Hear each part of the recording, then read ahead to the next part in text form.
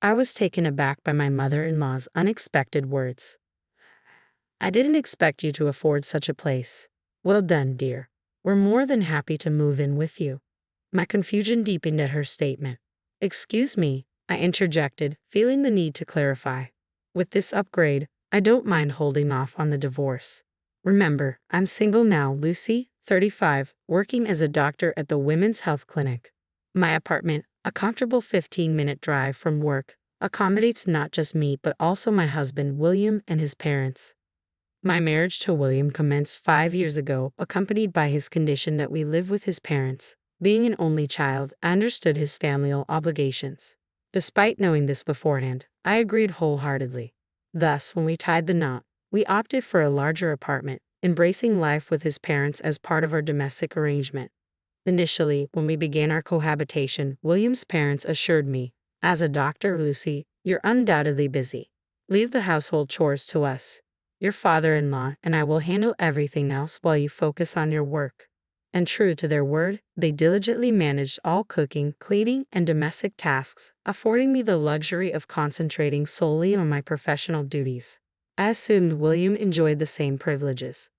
However, our dynamic shifted dramatically 6 months later. Abruptly, William resigned from his job. Taken aback, I inquired, "What's prompted this decision? Why quit?" His response was startling. "I believe I've put in my fair share. I need a hiatus before embarking on a fresh start. Besides, even without my income, we won't struggle financially with yours." I countered, "But why such a significant decision without consulting me? You can't guarantee finding another job. What if something happens to me?" His reply was dismissive. "There's no need for pessimism. We have savings to fall back on." Attempting to reason, my mother-in-law intervened. "Now, Lucy, don't be too hard on him. William has toiled diligently thus far. A break is well deserved. Wouldn't you agree? You can compensate for his absence by working a bit harder." Stunned into silence, I pondered the unfairness of her suggestion. My workload was already demanding, and it seemed ludicrous to imply that I should bear the brunt of our financial responsibilities while William enjoyed a respite. After all, I too faced challenges. Upon hearing my retort, my mother-in-law's expression shifted abruptly. With raised eyebrows, she retorted, "Let me remind you, Lucy, you're not the sole one grappling with difficulties here. While you were at work, your father-in-law and I were tending to the household tasks alongside our own jobs without respite. If you insist on such talk, we'll cease our contributions to the household. From now on, you're on your own." Her words struck me dumb.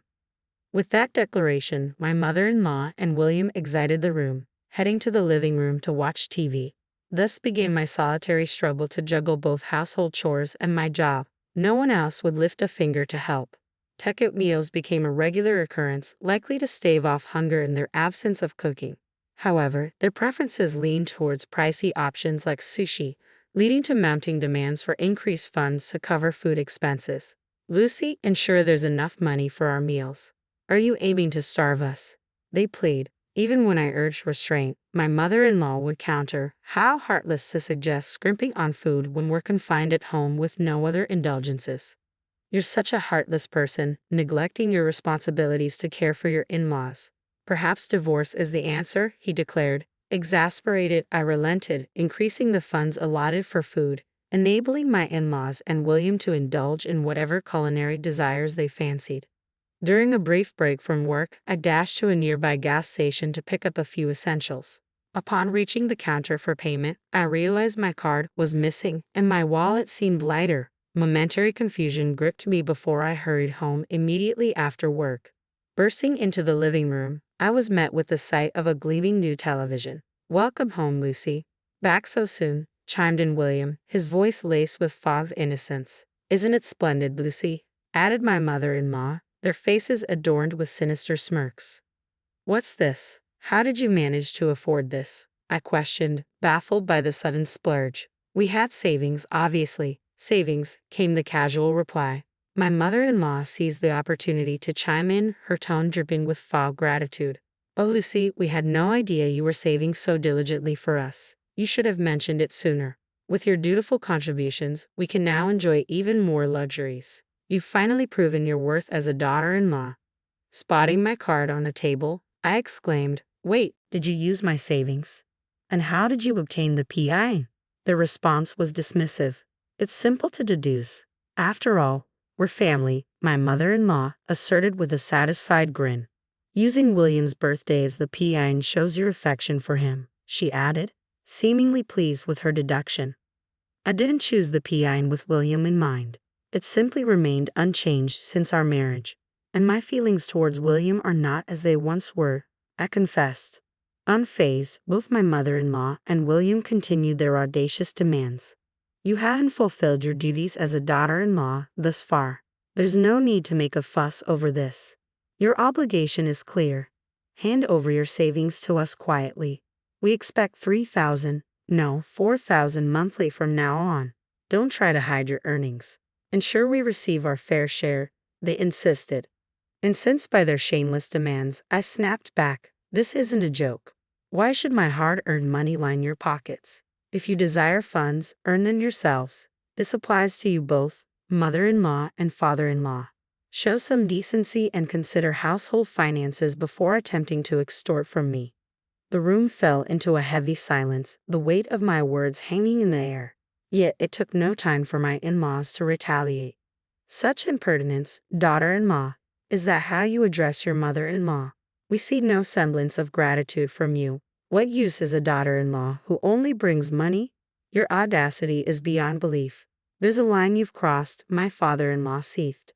William, unable to contain his frustration, stormed off to his room, though he soon returned with a piece of paper in hand. Here, he thrust it towards me. It was a divorce decree.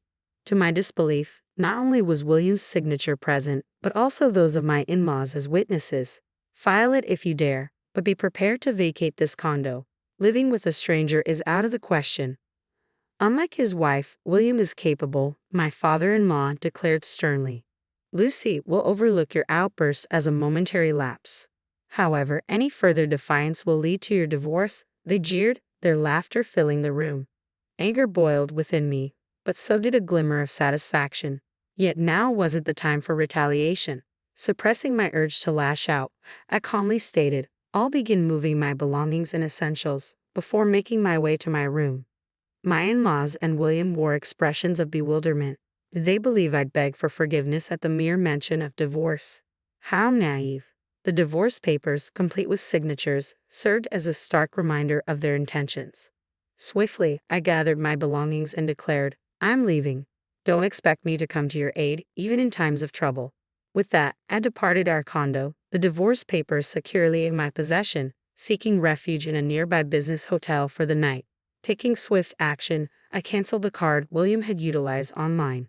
Upon checking my balance, I discovered that the once plentiful account, boasting over $10,000, now contained a mere $3,000. Curiosity piqued, I pondered over their extravagant expenditures. However, my savings weren't limited to that account alone. As a precaution, I had sizable reserves in 2 other accounts linked to them. Though stunned to see $7,000 vanish, I deemed it a necessary sacrifice to sever ties with that family. The following day, I wasted no time and headed straight to the city office to submit the divorce papers. With a sense of relief, I watched as they were duly accepted. To assure the finality of the matter, I double-checked my family register certificate, confirming my newfound status as a divorced individual. At last, I had severed ties with that troublesome mother-son duo. While the urge to rejoice surged within me, I remained composed, knowing there were still tasks at hand. My next stop was a real estate agency, where I attended to 2 crucial matters. Firstly, I invested in a home of my own, utilizing the savings I had diligently accrued over the years. Through this process, I came to grasp the true significance of living life on my own terms. The realization dawned upon me that freedom was a precious commodity, one that could easily be compromised. I understood the importance of seizing opportunities promptly and asserting my autonomy without hesitation. I settled into my new single-story house, reveling in its spacious living room, practical kitchen, and a coveted walk-in closet, all mine. Determined to make it truly mine, I spent the day furnishing every nook and cranny, moving in whatever I could manage. The following 3 days were a whirlwind of shopping, acquiring essentials, and indulging in the thrill of creating my sanctuary. While the expense of replacing everything was significant, I deemed it a worthy investment for a fresh start. A few days later, as I sat down to dinner around 8 p.m., the doorbell interrupted my solitude. Curious as to who could be calling at such an hour, I glanced at the intercom screen to find a familiar sight. William, my former mother-in-law, and my former father-in-law. Almost a nostalgic scene. Anticipating their arrival, I approached the door and swung it open. Before I could utter a word, William launched into a tirade. What's the idea? Disappearing without a word? It's madness. His outburst prompted his parents to intervene, urging him to calm down. William, take a breath. We agreed to discuss this calmly later, remember? His mother interjected soothingly. Exactly. Look at this place, isn't it fantastic? It's far more spacious and inviting than our cramped condo, his father added, attempting to diffuse the tension. Despite my protests, they barged into my home without hesitation.